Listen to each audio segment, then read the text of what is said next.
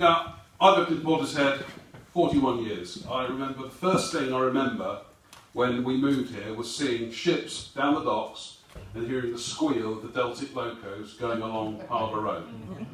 When I moved here, it was an industrial town. There were lots of jobs. In fact, my father, because he worked in Bristol, was seen as an oddity because he travelled outside of Portishead.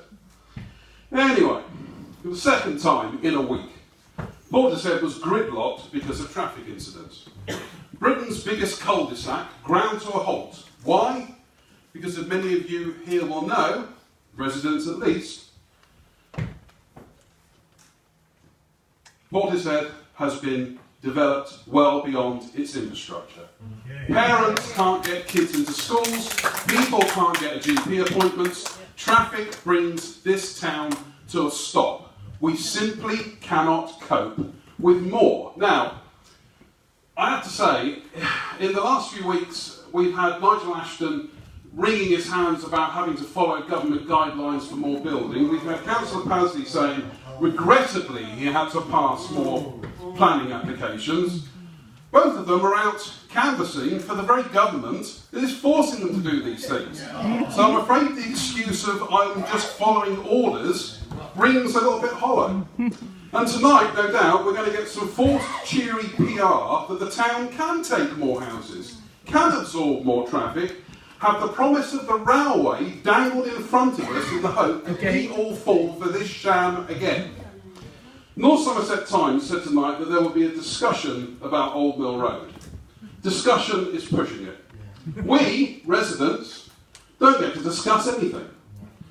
We're given our 4 rigid minutes of democracy to make our point before being cut off, after which we must sit in silent obedience while our councillors decide what's best for us. When we have our say, what difference does it make?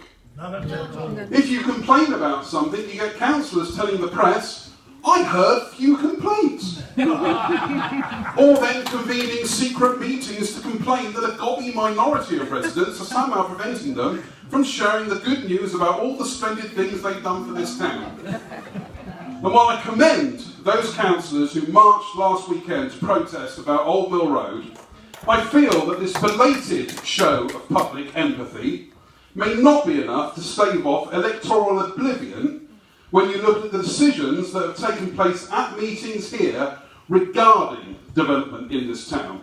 And on top of other issues bubbling away in Portishead, Old Mill Road may well be the final straw. Whether our councillors feel it is fair that they'll be in the front line copying blame for this is something they'll have to convince the electorate at the next election. They could have done more, they should have done more. We have councillors who aren't interested in spending money on the town, aren't interested in researching local issues, don't want to listen to what the public have to say.